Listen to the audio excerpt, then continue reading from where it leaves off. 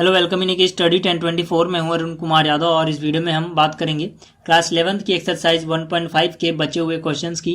पिछली वीडियो में मैंने क्वेश्चन नंबर 1, 2 एंड 3 बताया था। इस वीडियो में बाकी क्वेश्चन बताने वाला हूँ।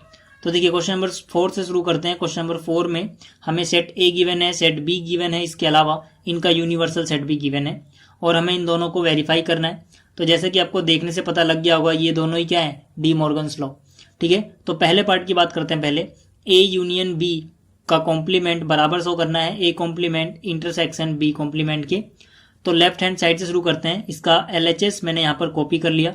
अब देखिए जैसे कि मैंने आपको कॉम्प्लीमेंट की डेफिनेशन बताई थी कि आप जिस सेट का भी कॉम्प्लीमेंट निकालना चाहते हैं उसी सेट को उसके यूनिवर्सल सेट में से माइनस कर दो। तो यहाँ पे ए यूनियन बी का कॉम्प्लीमेंट क्या होगा, इसको हम ए यूनियन बी को इसके यूनिवर्सल सेट में से माइनस कर देंगे। तो यहाँ पे यूनिवर्सल सेट के अंदर क्या क्या है, ये सारे एलिमेंट हैं, यहाँ से मैंने कॉपी किया। ठीक है, माइनस में ए यूनियन बी है तो सबसे पहले हमें ए यूनियन बी में देखना होगा क्या क्या आता है। ठीक है, तो देखिए ए में हमारे पास है 2, 4, 6, 8 और बी में हमारे पास है 2, 3, 5, 7। तो यूनियन में क्या आता है, वो सारे एलिमेंट जो इन दोनों के पास हैं, बस जो चीज रिपीट हो रही है दोनों में कॉमन है उसको हम नहीं लिखते हैं। ठीक है, तो यहाँ से देखिए 2 यहाँ से आ गया, ठीक है, 3 यहाँ से आया, ठीक है, 4 इसके पास है 4 आ गया, 5 यहाँ से आ गया, 6 यहाँ से आया, ठीक है, 7 यहाँ से आ गया और 8 यहाँ से आ गया। तो 2, 3, 4, 5, 6, 7, 8 ये सारे कहाँ से आए, इन दोनों की यूनियन से। ठीक है, तो इन दोनों का यूनियन ये हो गया। अब क्योंकि इसमें से ये माइनस करना है तो माइनस करने के लिए हम क्या करते हैं, अगर आपको इसमें से ये माइनस करना है तो इसके वो सारे एलिमेंट आप हटा दोगे जो इसके पास भी हैं। ठीक है ना, तो 2, 3, 4, 5, 6, 7, 8 आप हटा दो। तो यहाँ से अगर मैं 2, 3, 4, 5, 6, 7, 8 हटाऊं तो यहाँ पे 1 बचेगा और यहाँ से 9 बचेगा। तो यहाँ से लेफ्ट हैंड साइड को सोल्व करके मेरे पास आया 1 और 9। ठीक है, अब देखिए राइट हैंड साइड में हमें गिवन है A complement intersection B complement. तो इसको मैंने यहाँ पे कॉपी किया।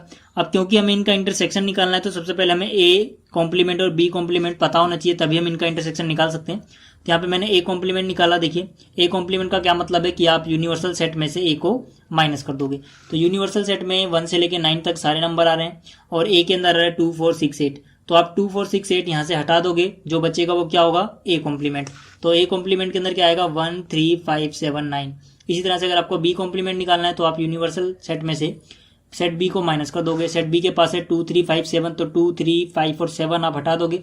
बाकी आपके पास जो बचेगा वो आएगा बी कॉम्प्लीमेंट में। तो क्या क्या बच जाएगा, 1, 4, 6, 8 और 9। तो यहाँ से हमें ए कॉम्प्लीमेंट और बी कॉम्प्लीमेंट मिल गया। अब हमें क्या करना है, इनका इंटरसेक्शन निकालना है। अगर आपको इंटरसेक्शन निकालना है मतलब आपको वो सारे एलिमेंट लिखने जो दोनों के ही पास हैं, दोनों में कॉमन है। तो 1 इसके पास है, 1 इसके पास भी है, तो 1 आ गया इसके इंटरसेक्शन में। इसके अलावा 9 इसके पास है, 9 इसके पास है, तो 9 आ गया।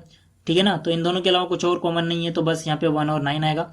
आप यहाँ पे देख सकते हो कि लेफ्ट हैंड साइड को हमने जब सोल्व किया तो यही आया था, राइट हैंड साइड को सोल्व करके भी यही आया।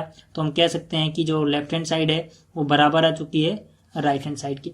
ठीक है, बिल्कुल सेम तरीके से आप इसका सेकेंड पार्ट भी कर सकते हो। ठीक है, बिल्कुल सेम लॉजिक से। तो ये मैं नहीं कर रहा, आप इसको कर लेना। चलिए बात करते हैं क्वेश्चन नंबर 5 की। क्वेश्चन नंबर 5 में हमसे बोला गया है ड्रॉ एप्रोप्रिएट वेन डायग्राम। पहला पार्ट है इसका ए यूनियन बी का कॉम्प्लीमेंट।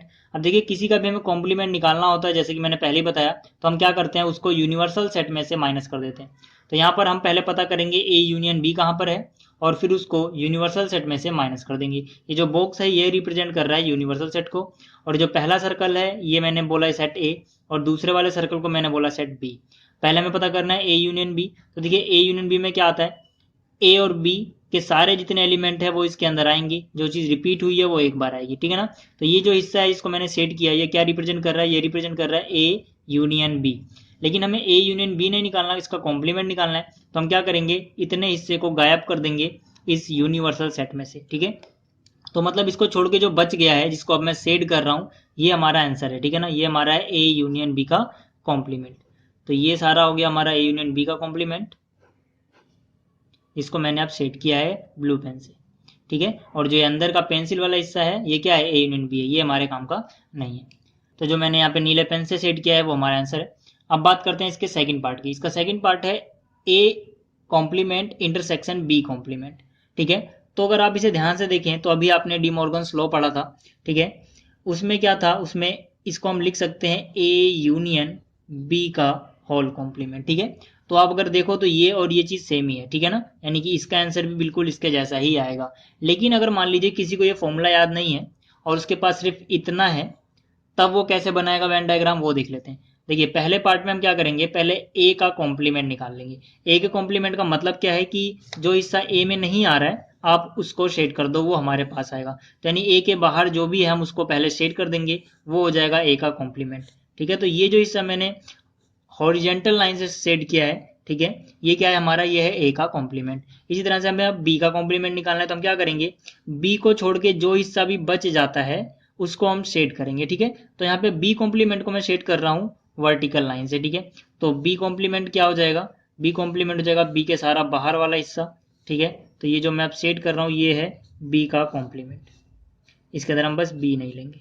अब देखिए ये मैंने हॉरिजेंटल से जो सेट किया था वो था ए का कॉम्प्लीमेंट, वर्टिकल से सेट किया बी का कॉम्प्लीमेंट। क्योंकि मुझे ए के कॉम्प्लीमेंट और बी के कॉम्प्लीमेंट की का इंटरसेक्शन लेना है, तो हम क्या करेंगे, जहां पर दोनों लाइंस आ रही हैं हॉरिजेंटल एंड वर्टिकल, वो हमारा आंसर होगा। ठीक है, तो देखिए दोनों लाइंस कहाँ पे आ रही हैं, अब मैं उसको नीले पेन से सेट कर रहा हूँ। ठीक है, तो ये देखिए यहाँ पर आ रही है दोनों लाइंस, यहाँ भी दोनों लाइंस हैं।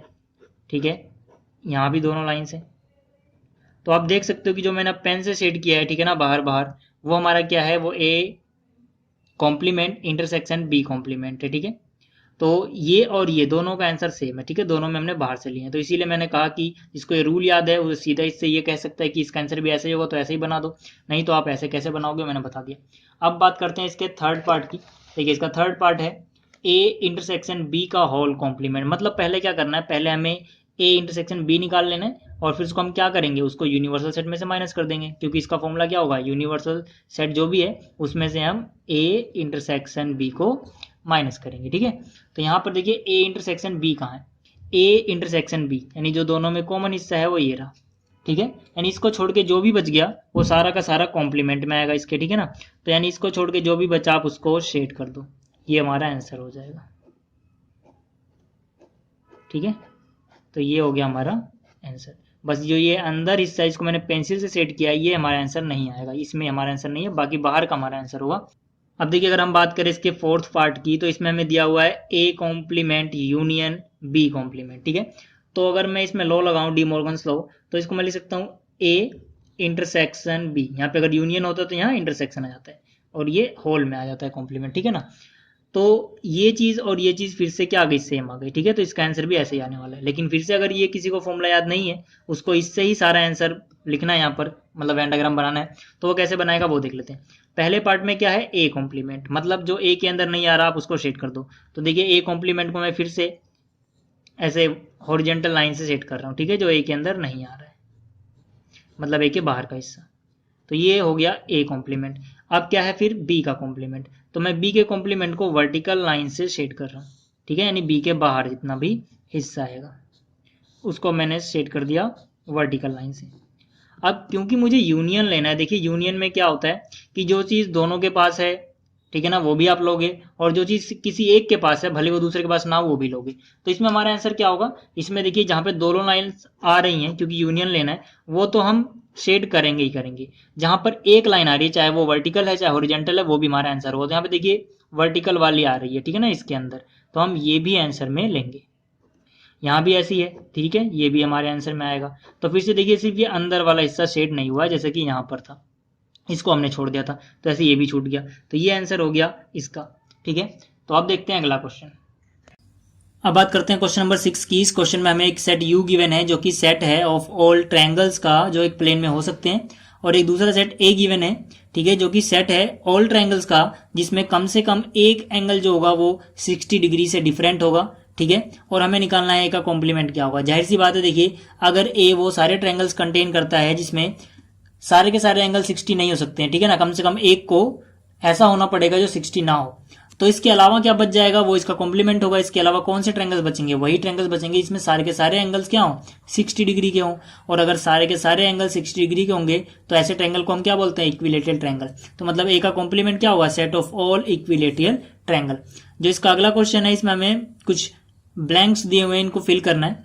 तो पहला है ए यूनियन ए का कॉम्प्लीमेंट। ठीक है, तो जैसा कि मैंने प्रॉपर्टीज में भी बताया था पिछली वीडियो में, अगर आप ए और ए कॉम्प्लीमेंट का यूनियन लेते हैं तो आपको क्या मिलता है, यूनिवर्सल सेट।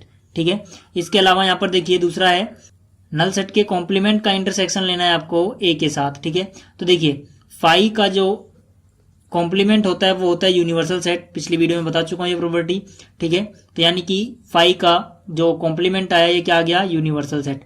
अब इसका इंटरसेक्शन हमें ए के साथ लेना है, तो इसका इंटरसेक्शन जब ए के साथ लोगे तो आंसर क्या आता है, ए ही आता है। तो मतलब इसका आंसर क्या होगा, ए। इसके अलावा इसके तीसरे पार्ट में ए का इंटरसेक्शन लेना है ए कॉम्प्लीमेंट के साथ, तो ए और ए कॉम्प्लीमेंट में कुछ भी कॉमन नहीं होगा तो इनका इंटरसेक्शन क्या आएगा, नल सेट आएगा। और इसी तरह से यहाँ पर यूनिवर्सल सेट है, इसका कॉम्प्लीमेंट हुआ है, फिर इसका इंटरसेक्शन ले रहे हैं ए के साथ, तो जाहिर सी बात है कि जो यूनिवर्सल सेट होता है उसका कॉम्प्लीमेंट क्या आता है, नल सेट। तो इसका कॉम्प्लीमेंट क्या हो गया, नल सेट, और इसका इंटरसेक्शन आप ए के साथ ले रहे हो तो आपको फिर से क्या मिलेगा, नल सेट ही मिलेगा, क्योंकि इन दोनों में कुछ भी कॉमन नहीं होगा। तो इसका आंसर आएगा नल सेट। तो इस वीडियो में इतना ही। उम्मीद आपको ये वीडियो अच्छी लगी होगी। अगर आपको ये वीडियो अच्छी लगी तो इसको लाइक करें, शेयर करें, इस चैनल को सब्सक्राइब करें। Thanks for watching. मिलते हैं फिर अगली वीडियो में, तब तक के लिए गुड बाय।